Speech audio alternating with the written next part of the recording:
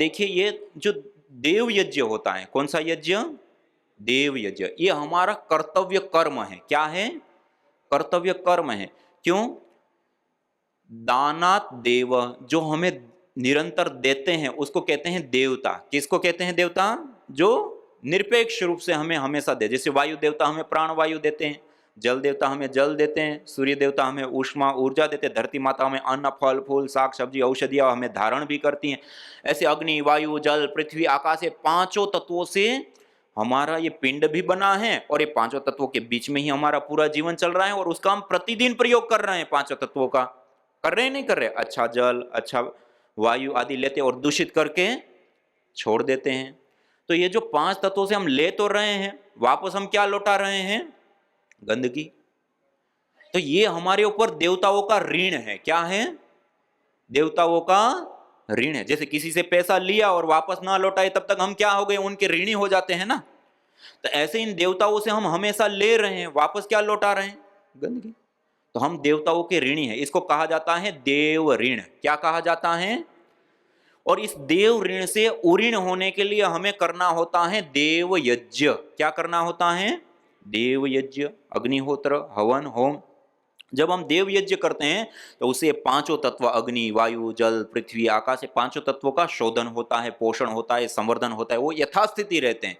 और जब ये पांचों तत्व संतुलित रहेंगे तो उसके बीच में हमारा जीवन भी सुव्यवस्थित संतुलित चलेगा।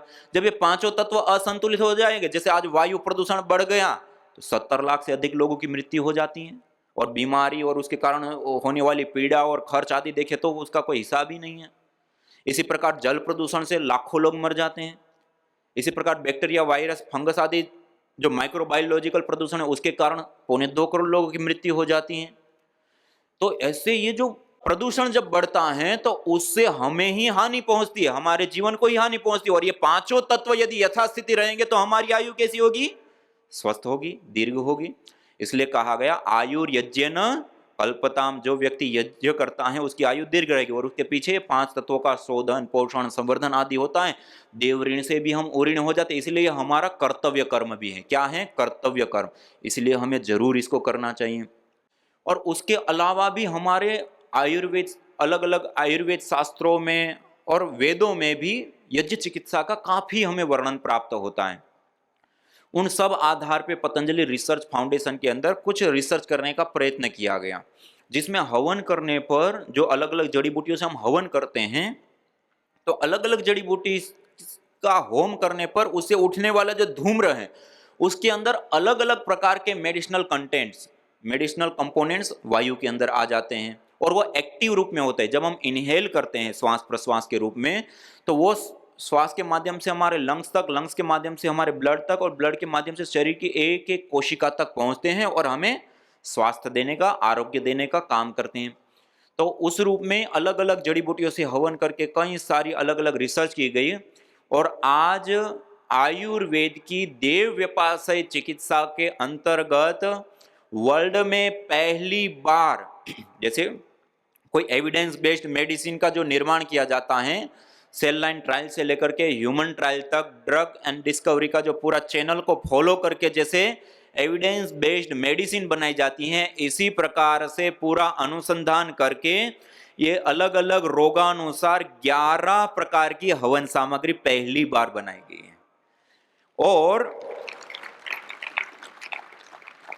ये सामग्री मैं थोड़ा सा आपको परिचय कराता हूं। जैसे सामान्य हम देव यज्ञ करते हैं, दैनिक अग्निहोत्र करते हैं, तो उसमें विशेष रूप से ये नॉर्मल हवन सामग्री है उसका हम प्रयोग करते हैं, नॉर्मल हवन सामग्री से आहुति करते हैं। या अपने घर के अंदर तिल है, चावल है, हल्की मात्रा में जौ है, उसको भी मिला करके हवन कर सकते हैं। और यदि कोई रोग विशेष है तो ये है पित्तेष्टि हवन सामग्री। कौन सी हवन सामग्री? जो पित्तजन्य विकृतियां होती है ना, पित्तजन्य जो रोग होते हैं, बहुत ज्यादा एसिडिटी है, फोड़े फुंसी या और भी नक्सीर आदि से लेकर के अलग अलग प्रकार की, तो उन सारे रोगों के शमन के लिए विशेष रूप से पित्तेष्टि हवन सामग्री से हवन करते हैं तो विशेष लाभ प्राप्त होता है। इसी प्रकार से ये है प्राणेष्टि हवन सामग्री। प्राणेष्टि हवन सामग्री जिनकी इम्यूनिटी पावर बहुत ही लो है, या मल्टीपल रोग हो गए, बड़े बड़े 2 4 5 रोग हो गए हैं एक साथ, कई रोग हो जाते हैं। या फिर जो ऑटो इम्यून डिजीज है, अपना ही तंत्र अपने विरोध में काम करने लग जाता है। या फिर जो वंशानुगत रोग होते हैं, जो पीढ़ी दर पीढ़ी रोग चलते हैं ना, जो इस प्रकार के रोग हैं, तो ऐसे गंभीर बीमारियों में विशेष रूप से प्राणेष्टि हवन सामग्री से हवन करते हैं तो बहुत विशेष प्रकार का लाभ होता है। इसी प्रकार से मेधेष्टि हवन सामग्री, जितने भी मस्तिष्क से संबंधित रोग होते हैं, स्मृति दौर्बल्य, पागलपन, पैरालाइसिस या एंजाइटी, पार्किंसंस या इस प्रकार जितने भी अलग अलग प्रकार के मानसिक रोग हैं, उन सारे मानसिक रोगों के ट्रीटमेंट के लिए विशेष रूप से मेधेष्टि हवन सामग्री से हवन करते हैं। मेधेष्टि हवन सामग्री। इसी प्रकार से जिनको कफजन्य विकृति होती हैं या अस्थमा है, दमा है, आपको लगेगा कि अस्थमा दमा में हवन करते हैं तो धुआं होता है तो अस्थमा दमा में तो और प्रॉब्लम हो जाती है। लेकिन आप आयुर्वेद के धूम्र चिकित्सा प्रकरण को पढ़ेंगे तो वहां पहला उपचार अस्थमा दमा के लिए अलग अलग औषधियों के धूपन से बताया गया है। और आज तो अनुसंधान करके भी हमने उसको प्रूव किया है, और उसके साथ साथ आज हजारों ऐसे हमारे पास रिकॉर्डेड केस है जिन्होंने अस्थमा दमा ठीक किया है, अस्थमा दमा के पंप छोड़े, यहां तक कि क्रोनिक अस्थमा और लंग फाइब्रोसिस तक कफेष्टि हवन सामग्री से हवन करने से ठीक हो गए। ये अपने आप में एक बहुत बड़ी चीज है। और उसके साथ साथ जितनी भी कम्युनिकेबल डिजीज होती हैं उसमें भी विशेष करके लाभकारी होता है। आज ये कफेष्टि हवन सामग्री से निमोनिया, टीबी, कोरोना वायरस और ब्लैक फंगस तक को भी हम कफेष्टि हवन सामग्री से 100% ट्रीट कर पाए। और आज अंतरराष्ट्रीय स्तर पे हाई इंपैक्ट रिसर्च जर्नल्स के अंदर आज उसका पेपर प्रकाशन के लिए भेज चुके हैं। तो ये जो वायरल डिजीज होती है, ये तो हमने रिसर्च इसमें की, लेकिन इस प्रकार की जो भी अलग अलग वायरल डिजीज होती है तो उसमें भी हम कफेष्टि से हवन करते हैं तो विशेष रूप से लाभ प्राप्त होता है। इसी प्रकार से हृदयेष्टि हवन सामग्री, जितनी भी हार्ट से संबंधित डिजीज होती है, high blood pressure, low blood pressure, triglyceride या कोलेस्ट्रॉल आदि बढ़ जाते हैं, या इस प्रकार की और भी हार्ट से संबंधित समस्याएं होती हैं तो उसमें हृदयेष्टि हवन सामग्री से हवन करते हैं। इसी प्रकार से वातेष्टि हवन सामग्री, जितने भी वातजन्य रोग होते हैं, घुटनों में दर्द, कमर में दर्द, सर्वाइकल, स्पॉन्डिलाइटिस, गठिया या जितने भी अलग अलग प्रकार के वातजन्य विकृतियां हैं, विकार हैं, तो उसमें विशेष करके वातेष्टि हवन सामग्री से हवन करते हैं। और इसमें भी जो हम गाय की घी की आहुति देते हैं उसके साथ भी 50% 80% तक तिल का तेल मिला देते हैं तो उसका और विशेष रूप से हमें लाभ प्राप्त होता है। तो ये वातजन्य रोगों के लिए वातेष्टि हवन सामग्री। इसी प्रकार से निसंतानता, बंध्यत्व, धातुओं का पोषण ना हो पाना, चाहे पुरुषों में हो चाहे स्त्री में हो, या गर्भवती माता होने के बाद भी बच्चे के अच्छे पोषण के लिए विशेष रूप से संततिष्टि हवन सामग्री से हवन करते हैं तो विशेष प्रकार का लाभ होता है। इसी प्रकार से जिनको टाइप 1 या टाइप 2 डायबिटीज की प्रॉब्लम होती हैं तो उसके लिए विशेष रूप से मधुइष्टि हवन सामग्री से हवन करते हैं तो विशेष रूप से लाभ प्राप्त होता है। जिनको दाद, खाज, खुजली, स्किन एलर्जी या इस प्रकार के जितने भी अलग अलग प्रकार के चर्म रोग हैं तो उन चर्म रोगों के उपाय के लिए विशेष रूप से चर्मेष्टि हवन सामग्री से हवन करते हैं। और चर्मेष्टि से हवन करने के बाद कोई धूपदानी में अंगारे ले लिए और उन अंगारों पर ऊपर यही चर्मेष्टि हवन सामग्री में थोड़ा घी, कपूर आदि मिला दिया और उसको अंगारों के ऊपर डालिए। और जो गाढ़ा गाढ़ा धुआं उठता है उससे जो प्रभावित अंग होता है, चर्म रोगों से जो ज्यादा प्रभावित अंग है, उसको गाढ़े धुएं से धूपित करने से भी विशेष रूप से लाभ प्राप्त होता है। इसी प्रकार से एलोवेरा जेल के साथ ये जो चर्मेष्टि से हवन किया उसके बाद जो ऐश, राख, भभूत जो होती है, विभूति जो होती है, भभूति जो होती है, उसको छान करके एलोवेरा जेल के साथ थोड़ी मात्रा में मिला करके लेप करने से भी विशेष करके लाभ प्राप्त होता है चर्म रोगों में। इसी प्रकार से ये कर्कटेष्टि हवन सामग्री, कर्कटेष्टि जो अलग अलग प्रकार के कैंसर होते हैं, चाहे स्तन कैंसर है, बोन कैंसर है, ब्लड कैंसर है, स्किन कैंसर है, या और भी जितने भी अलग अलग प्रकार के कैंसर, या उसके साथ साथ विशेष रूप से कहीं गांठ बढ़ गई है, गांठ बन रही है, या हड्डी बढ़ गई है, तो उसमें भी विशेष रूप से कर्कटेष्टि हवन सामग्री से हवन करने पर विशेष लाभ प्राप्त होता है। और आज आपको जानकर के आश्चर्य होगा कि आज हमारे पास ऐसे रिकॉर्डेड कई सारे ऐसे केसेज हैं जो बिल्कुल अंतिम स्थिति में हैं कि अब कोई उपाय नहीं है। हॉस्पिटल से बता दिया कि अब 10 दिन 15 दिन जी जाए तो ठीक है, अब कुछ नहीं हो सकता, जो बिल्कुल बेड के ऊपर हैं। ऐसे लोगों के कमरों में जब हवन कराया गया तो वो भी कर्कटेष्टि के हवन से खड़े हो गए और बिल्कुल कैंसर मुक्त हो गए। ऐसा भी लाभ होता है। वैसे तो योग से भी अपने आप में पूरी तरह से हम ठीक हो जाते हैं, लेकिन अब कई बार ऐसा होता है ना कि अब बिल्कुल बेड के ऊपर है, अब कुछ कर ही नहीं सकता है, तो अब उस समय भी वो बेड पे तो है लेकिन श्वास तो ले रहा है जब तक जी रहा है। और वहां पर हवन करने से जो पूरा एक वातावरण जो निर्माण होता है, उससे उनको और हर श्वास के साथ ये मेडिसिनल कंपोनेंट इंजेक्ट होते हैं और उससे विशेष रूप से उनको स्वास्थ्य लाभ होता है, आरोग्य लाभ होता है। इसी प्रकार से प्रारब्धिष्टि हवन सामग्री, जितने भी प्रारब्ध जनित दोष होते हैं या प्रारब्ध जनित कष्ट होते हैं, या कई बार घर में परिवार में अलग अलग प्रकार की नेगेटिविटी, नेगेटिव ऊर्जा, नज़र लगना, ये वो, या जो भी अलग अलग प्रकार की ऐसी समस्याएं होती हैं, या कई बार ऐसा होता है ना अननोन डिजीज जिसको कहते हैं, अब बीमारी है, रोग है, दर्द है, पीड़ा है, दवाई लेते हैं, दवाई काम नहीं करती है, दवाई खाने पर भी पीड़ा वैसी की वैसी है।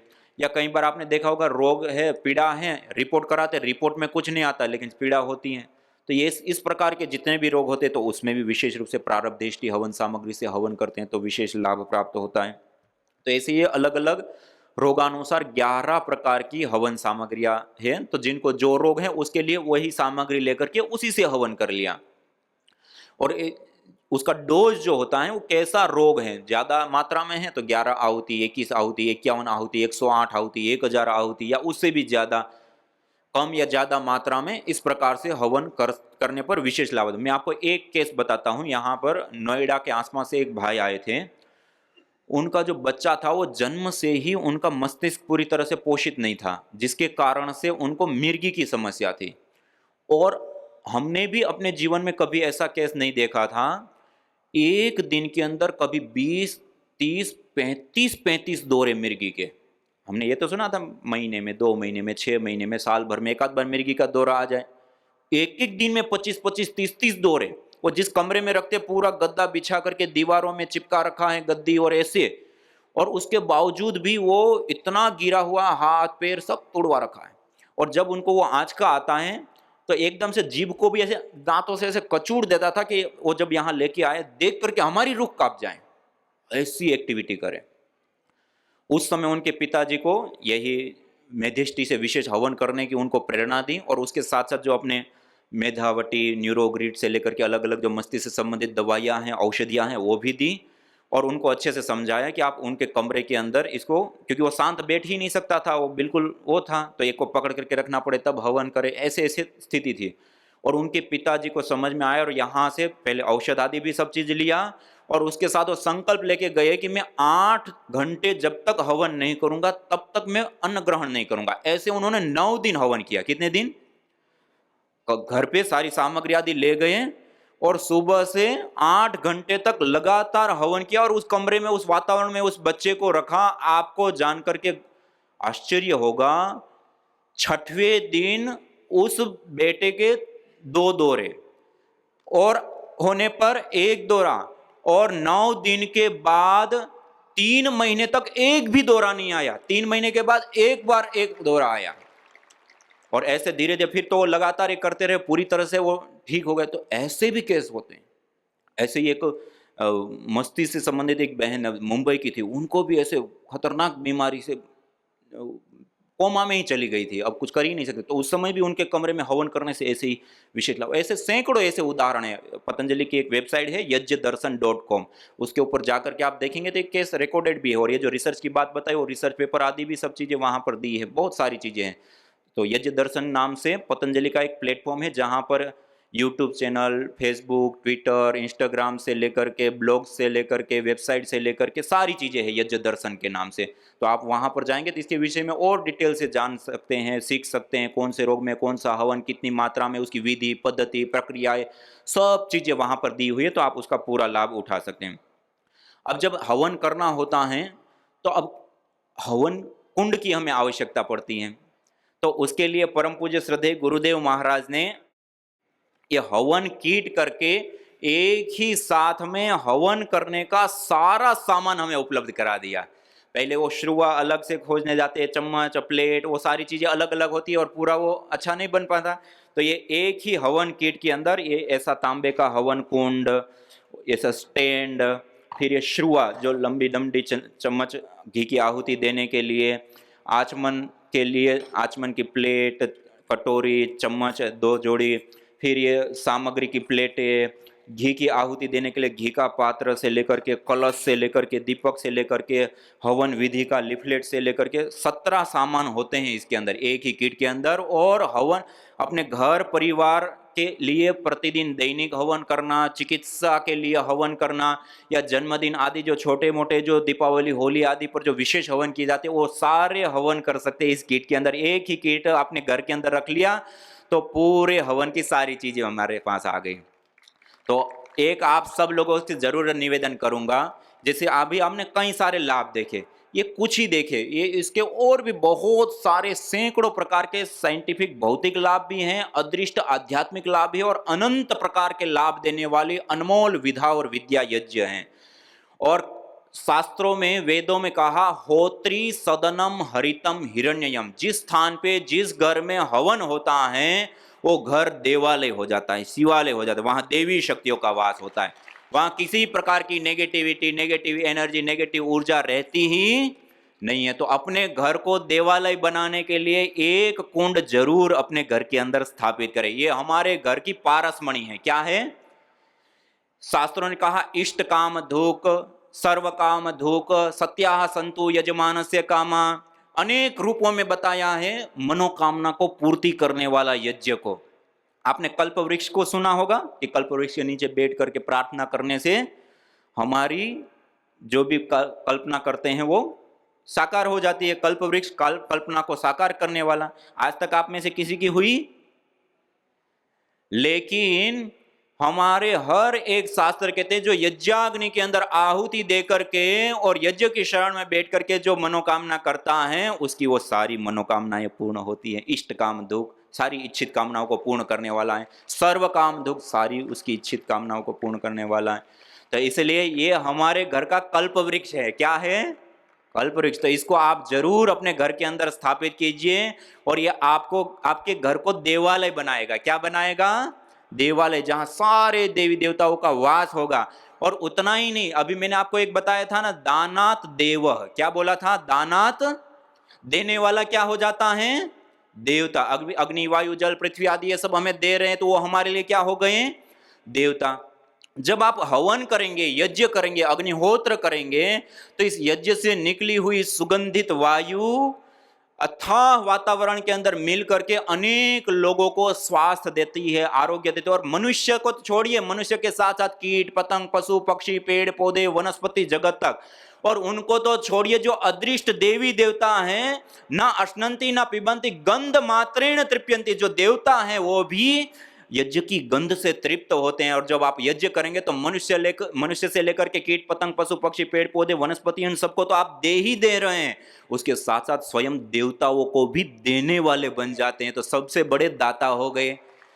तो जो व्यक्ति हर रोज हवन करता है वो देवता बनता है। क्या बनता है? देवता। और जिस घर में हवन होता है वो देवालय होता है। तो आप सब भी हर रोज हवन करेंगे? नहीं करेंगे?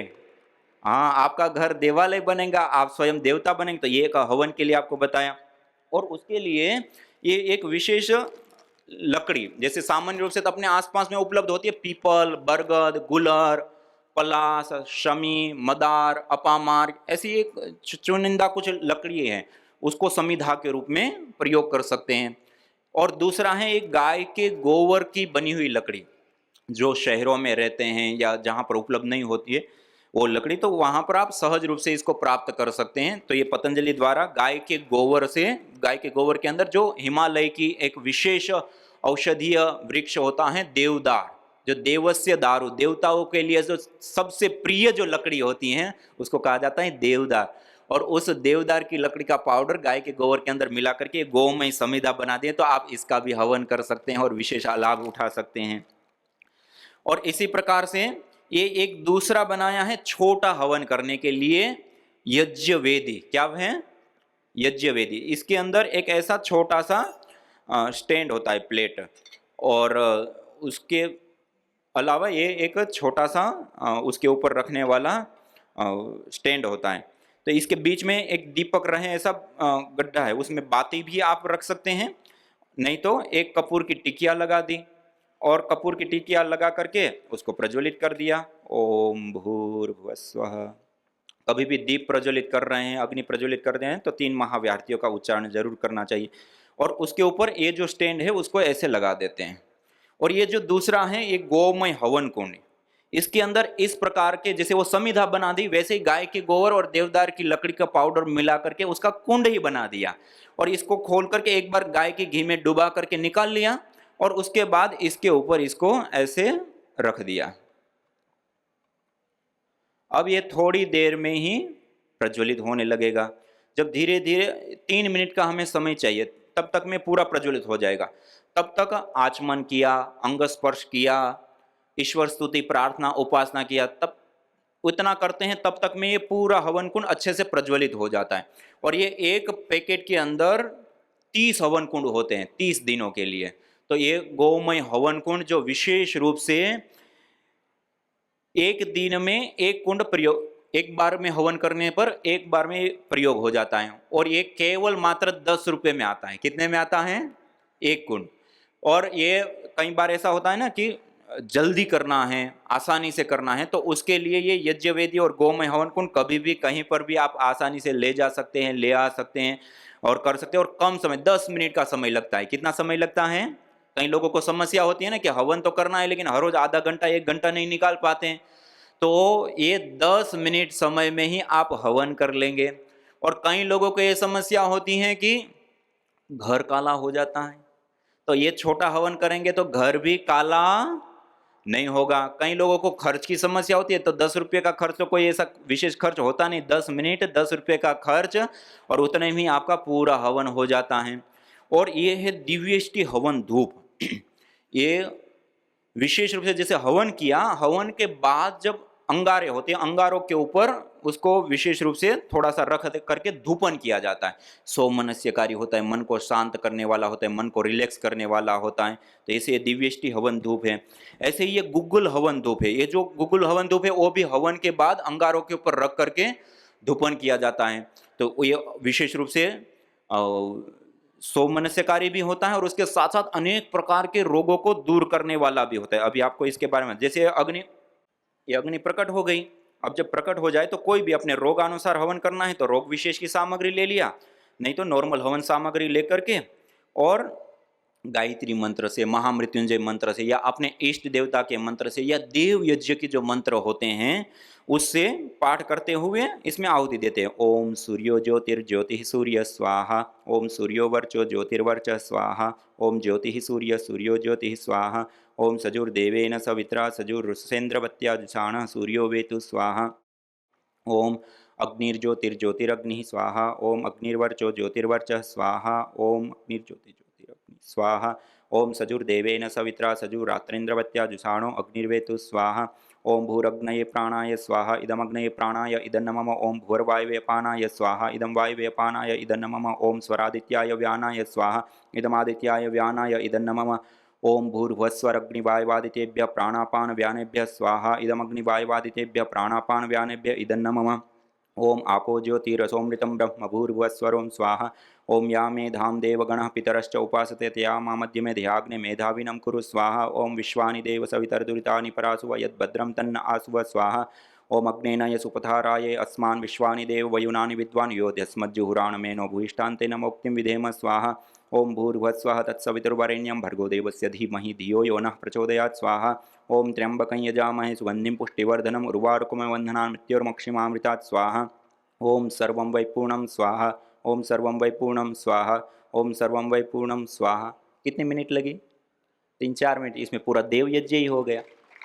तो ऐसे ये छोटा सा हवन कर लिया, और जब हवन हो जाए उसके बाद जो आरती करना चाहें तो ये हैंडल इसको ऐसा ही बनाया है, उसके बाद आप इससे आरती भी कर सकते हैं पूरी। तो हवन भी हो गया, आरती भी हो गई। और आरती होने के बाद भी अब ये जो अग्नि है, वो अग्नि जब शांत हो जाएगी तो ये कंडा, जैसे गाय के गोबर का उपला जला करके धूपन करते हैं ना, तो ये टूटेगा नहीं, ये ऐसा का ऐसा अंगारा बन जाएगा। और उस अंगारे के ऊपर आप गुग्गुल है, दिव्येष्टि है आदि को अंगारों के ऊपर रख करके बाद में धूपन भी हो जाता है। जैसे मैं आपको गुग्गुल के बारे में बता रहा था ना, अथर्ववेद के अंदर गुग्गुलु करके एक पूरा सूक्त आया, और वहां बताया गुग्गुलम धूप का नतम यक्ष्मा अरुंधते नैनम सपथो अश्नुते यम भेषजस्य गुलगुलो सूरभीर्गंधो अश्नुते। जिस घर में जिस व्यक्ति को भेषज औषध गुगुल की सूरभि सुगंधि प्राप्त होती है, वहां किसी प्रकार का कोई भी दृष्ट अदृष्ट प्रकार का रोग ताप संताप होता नहीं है।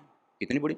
और गुग्गुलम धूप कामार्दम प्रसिद्धम मंगल प्रदम, गुग्गुल धूप कार्य के लिए प्रसिद्ध है, जीवन के लिए मंगलदायी होता है।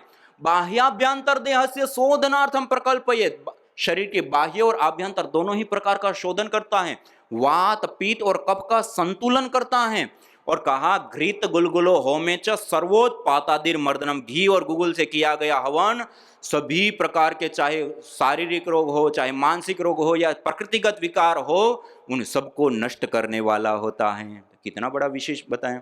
इसलिए गुग्गुल की धुनी, हवन हो गया ना, हवन के बाद थोड़ी मात्रा में ये गुग्गुल गोंद को अंगारों के ऊपर रख करके थोड़ा सा धूपन जरूर करना चाहिए अपने घर। पहले हवन और बाद में धूपन। ऐसे रोगानुसार भी हवन करेंगे ना, तो जिस सामग्री से, जिस रोग के लिए हवन किया जिस सामग्री से, उसी सामग्री में समान मात्रा में या उसी आधी मात्रा में गुग्गुल मिला करके और थोड़ी मात्रा में घी मिला करके और 1 चम्मच 2 चम्मच उस मिश्रण को अंगारों के ऊपर रख करके उसका हल्का हल्का धुनी करते हैं, और उस वातावरण में बैठ करके फिर प्राणायाम योगाभ्यास करते हैं, तो और विशेष लाभ होता है। हम सुबह सुबह में योग क्लास करते हैं, अकेले योग करते हैं, तो ऐसे छोटा सा हवन किया, उसके बाद धूपन कर दिया और उस वातावरण में बैठ करके योग किया। कोई रोगी हो गया है, उसको योग करा रहे हैं, रोगानुसार योग करते हैं, तो पहले रोगानुसार यज्ञ करके उसका धूपन कर दिया, फिर उसमें रोगानुसार योगाभ्यास करते हैं, तो और ज्यादा विशेष रूप से हमें लाभ प्राप्त होता है। तो इसलिए ये पहले जो हम हवन करते हैं वो बड़े हवन कुंड में करते, तो वैसे भी कर सकते, वैसे ही करना चाहिए। लेकिन कई बार जल्दी है और जल्दी करना चाहते हैं, तो छोटा करने के लिए भी ये यज्ञवेदी, गोमय हवन कुंड, ये सब चीजें उपलब्ध हैं। और आप सब लोगों के लिए विशेष रूप से परम पूज्य श्रद्धेय गुरुदेव महाराज ने जो यहाँ से ये यज्ञवेदी, गोमय हवन कुंड या यज्ञ का सामान लेके जाएंगे, उनको यहाँ से 30 या 35% तक की छूट दी जाएगी। तो ये भी एक विशेष है। तो आप सब यहाँ से इसको अपने लिए तो लेके जाए ही जाएं, लेकिन उसके साथ साथ अपने परिवार, अपने संबंधी, अपने इष्ट देवता को, जैसे किसी को हम गिफ्ट देते हैं ना, तो ये यज्ञवेदी और गोमय हवन कुंड आप ले जाइए गिफ्ट रूप में। जिस घर के अंदर जिस व्यक्ति को आप देंगे वो हवन के साथ, यज्ञ के साथ जुड़ेगा, और आपको अभी कितने सारे लाभ बताइए, सारे लाभ उनको प्राप्त होगा, तो एक जीवन परिवर्तन होगा। इतनी बड़ी गिफ्ट और कोई हो ही नहीं सकती है। तो कोई विशेष कार्यक्रम कर रहे हैं, कुछ भी कर रहे हैं, तो गिफ्ट देना है तो यज्ञवेदी गोमय हवन कुंड की गिफ्ट दे सकते हैं। और जैसे हवन हो गया ना, अग्नि शांत हो गई, अब जो धूपन करना चाहे तो इसके अंदर दिव्येष्टि है, गुगुल है, ऐसे थोड़ी मात्रा में रख दिया, अब ये धूपन हो गया। और धूपन की भी आरती करना चाहे तो आरती भी कर सकते हैं, हर घर में सब जगह पर थोड़ा घुमाते हैं, ऐसे घुमा भी दिया, तो ये धूपन भी हो गया, हवन भी हो गया और आरती भी हो गई। तो इस प्रकार से ये सारा हवन के विषय में आपको थोड़ा सा बताया। और अधिक जो विधि पूर्वक जानना चाहे तो उसके लिए वैदिक नित्य कर्म विधि बुक है, जिसके अंदर यज्ञ की सारी अलग अलग विधि है, पंच महायज्ञ विधि से लेकर के दीपावली, होली, जन्मदिन आदि की विधि है। तो इस बुक को आप जरूर रखेंगे, तो जिनको उसकी रुचि हो। और जो विशेष यज्ञ चिकित्सा के विषय में जानना चाहते हैं, यज्ञ के ऊपर हुए अनुसंधान को जानना चाहते हैं, तो ये यज्ञ योग आयुर्वेद चिकित्सा बुक है, जिसमें अनुसंधान पूर्वक सारी बातें बताई गई हैं।